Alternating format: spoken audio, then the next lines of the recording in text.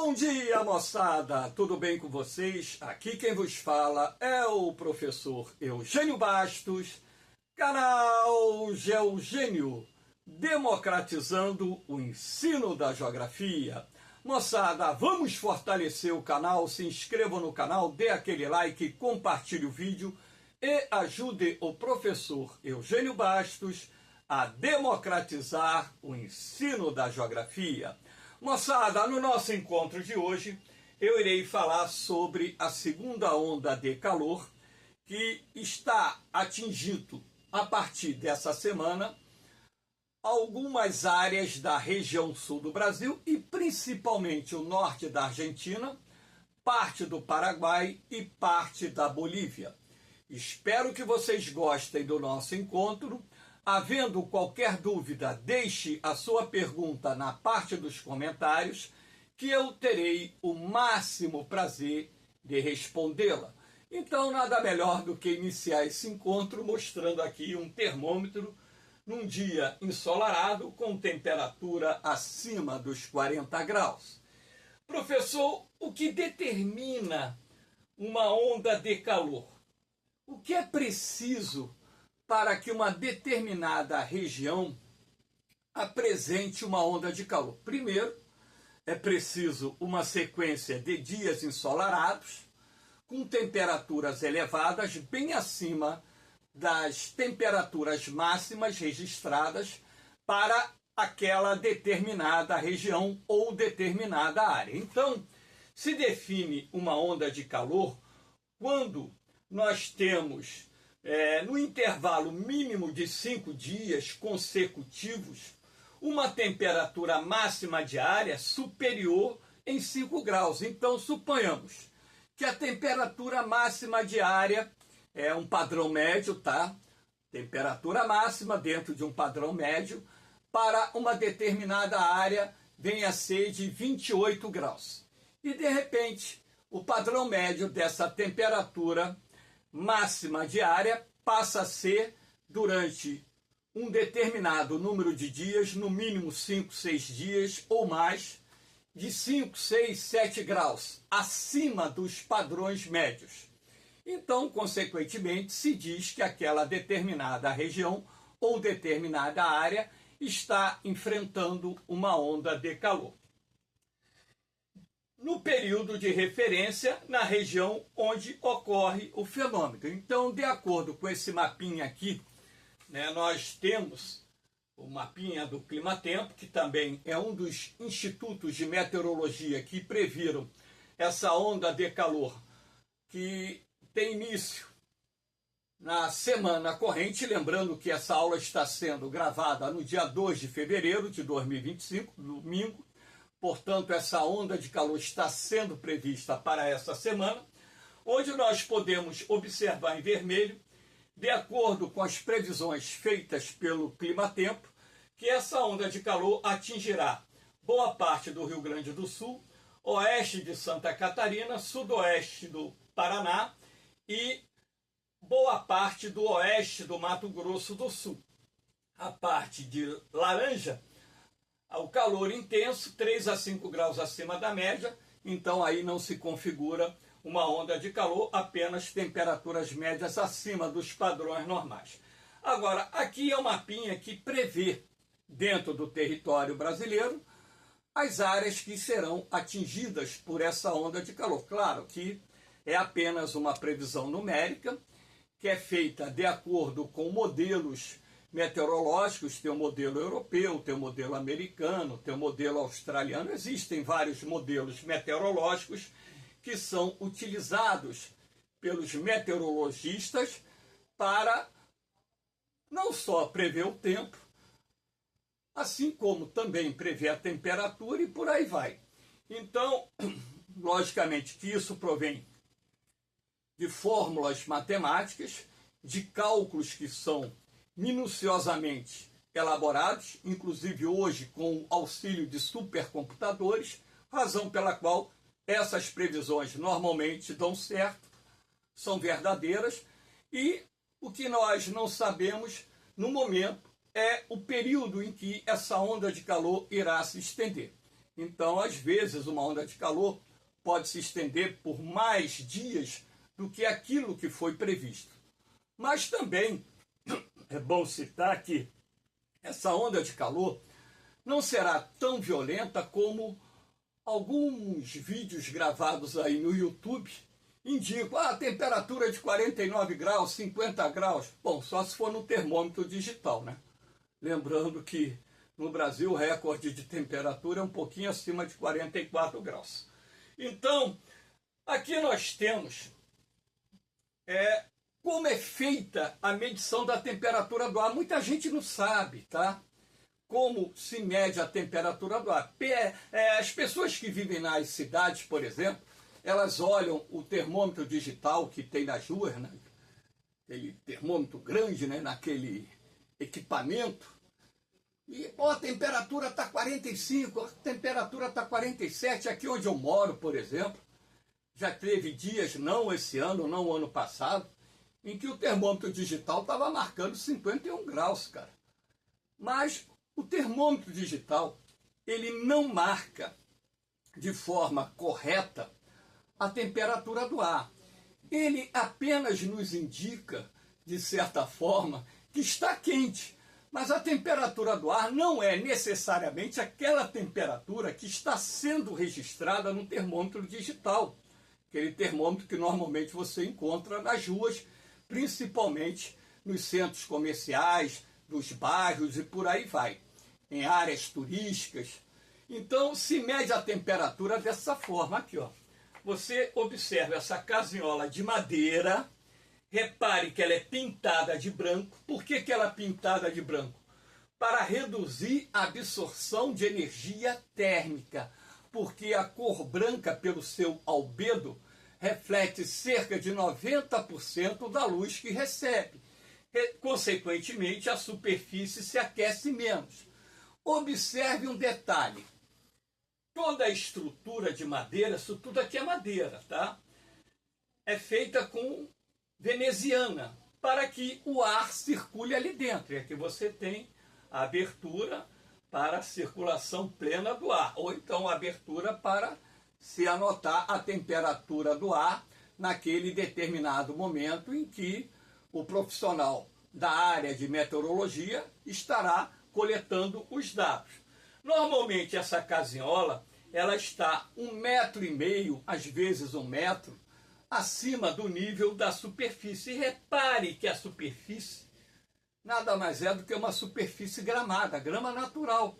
Porque se você botar essa casinhola aqui sobre uma área asfaltada ou cimentada, a temperatura que ali vai registrar não é a temperatura verdadeira de um ambiente em que essa casinhola, dentro dessa estrutura, registra quando essa casinhola está sobre uma superfície gramada. Então você não tem o quê?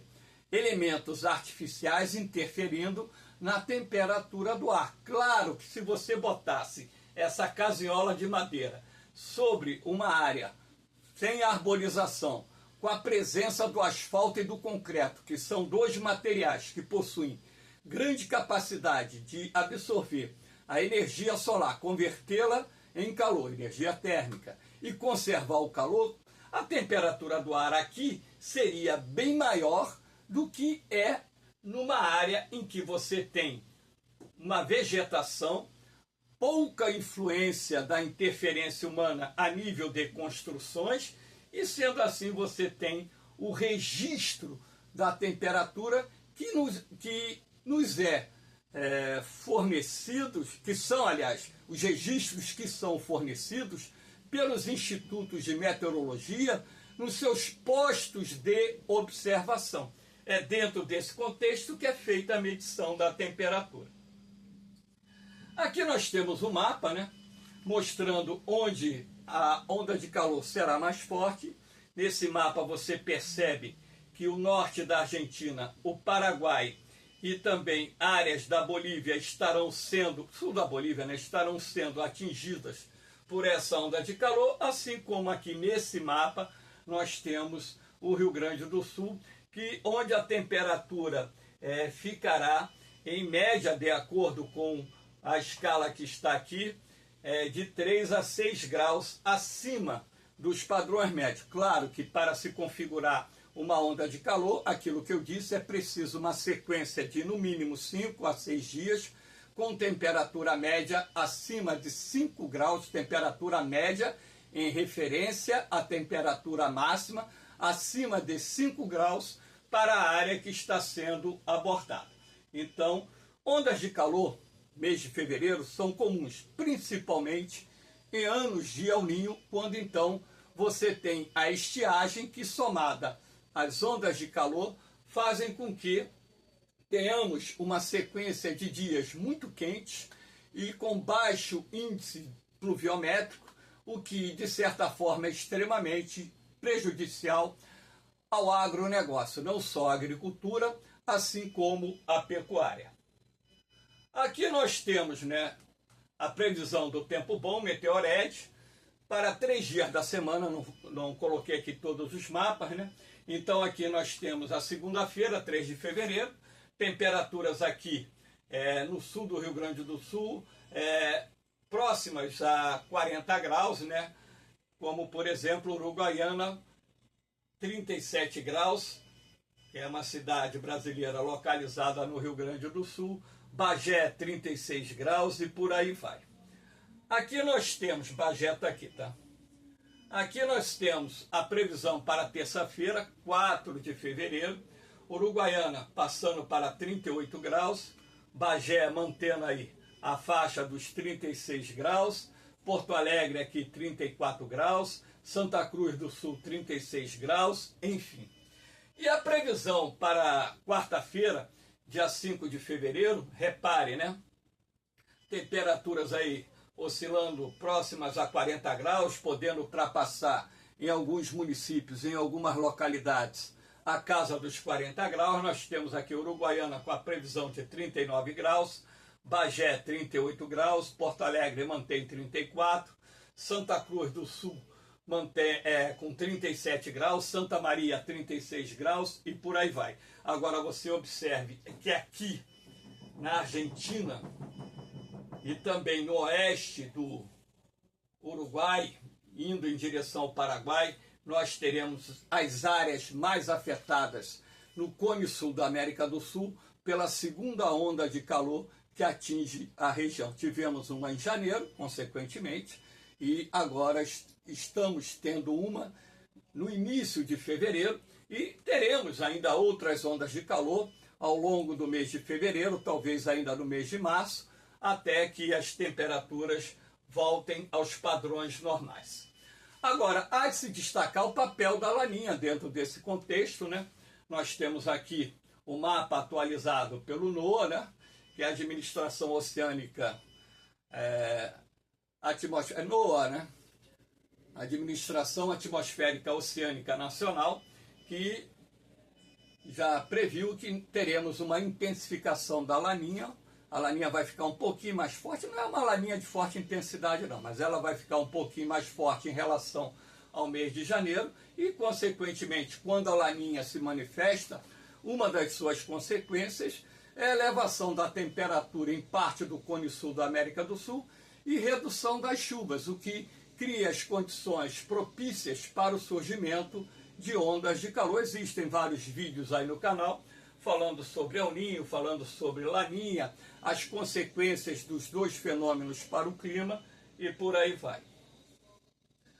Aqui nós temos, mais mapinhas mostrando a vocês a área aqui afetada pela onda de calor dentro do modelo europeu, Repare aqui outro mapinha mostrando onde a onda de calor atingirá com maior intensidade, que é essa parte aqui do território argentino.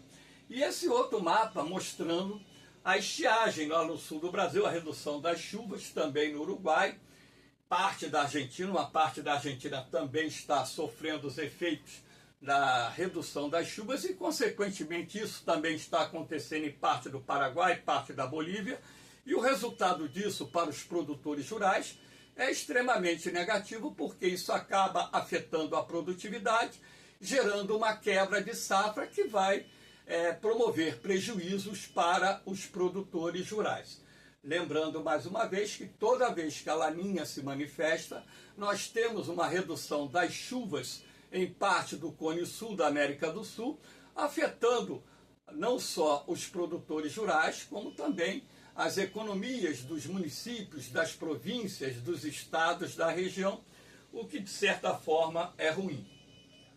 Aqui nós temos dois mapinhas agora, esse mapa, todos os dois mapas são imagens de satélites coletadas hoje, dia 2 de fevereiro de 2025. Repare, né? Nós temos aqui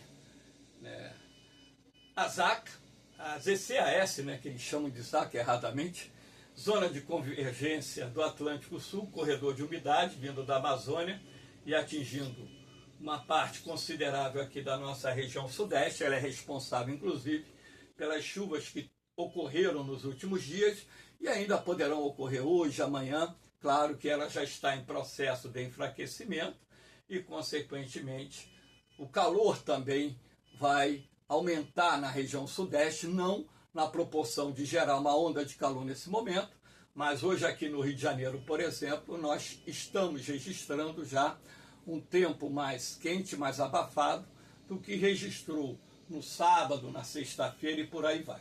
Essa outra imagem de satélite, essa aqui mostra a nebulosidade dentro de um plano, aqui mostra a nebulosidade dentro do outro plano, e aqui em branco você pode perceber o corredor de nuvens que avança da Amazônia em direção à nossa região sudeste, gerando a instabilidade atmosférica que, por sua vez, está sendo responsável pelas chuvas que estão ocorrendo nos estados atravessados por esse corredor de umidade. E repare que parte do Nordeste, principalmente a zona litorânea, e parte do interior está registrando tempo bom, assim como Uruguai, aqui Argentina, Paraguai, Rio Grande do Sul, boa parte de Santa Catarina, boa parte do Paraná, sul do Mato Grosso do Sul, onde a nebulosidade praticamente inexiste, não é visível através das imagens de satélite, registrando assim as condições para que você possa perceber que os próximos dias serão dias de tempo bom, muito quentes, com temperatura bem acima da média, o fator determinante para a formação da segunda onda de calor que está atingindo a região no ano de 2025. E aqui nós temos nessa imagem, né, que é uma lavoura de soja, onde você pode observar que o calor excessivo e a falta de chuva, ela afeta a produtividade, afeta, né, a floração, afeta o crescimento das vagens, assim como também calor excessivo e estiagem também gera prejuízos em outros tantos tipos de lavouras. Horticultura, por exemplo, a produção de milho e tantos outros tipos de lavouras são afetadas por ondas de calor e estiagens. Então, o que se prevê hoje, e já há um consenso em relação a isso, é que vai haver uma quebra de safra, talvez estimada aí na faixa de 20%, mas temos que esperar a evolução das condições meteorológicas para que se tenha um perfil mais exato do tamanho da perda da safra que será registrada lá no Rio Grande do Sul, Santa Catarina, Paraná, assim como no Uruguai, parte da Argentina, Paraguai e também lá no sul da Bolívia. Moçada, espero que vocês tenham gostado do nosso encontro, dê aquela forcinha ao canal Geogênio, se inscreva no canal, dê aquele like, compartilhe o vídeo e ajude o professor Eugênio Bastos a democratizar o ensino da geografia. Amanhã, dia 3 de fevereiro, aqui no Rio de Janeiro, muitas escolas, nem todas, terão início ao ano letivo. A rede pública ainda vai, algumas escolas, não sei se é do estado ou município, vão começar no meio da semana, outras escolas vão começar só semana que vem, algumas escolas privadas também só vão começar na próxima semana, mas eu começo a trabalhar amanhã. A rede de ensino que eu trabalho e a maioria das escolas do Rio de Janeiro iniciam, escolas privadas, o ano letivo na segunda-feira, dia 3 de fevereiro, razão pela qual a incidência de gravações vai diminuir, se restringindo aos finais de semana, e sempre gravando novos assuntos para enriquecer o conteúdo que está sendo acumulado no canal GeoGênio e que tem sido de grande importância para os alunos se prepararem para os concursos militares, vestibulares e concursos públicos. No mais, moçada, um beijão no coração de vocês, um forte abraço, fiquem com Deus, eu vou, mas eu volto, hein? Fui!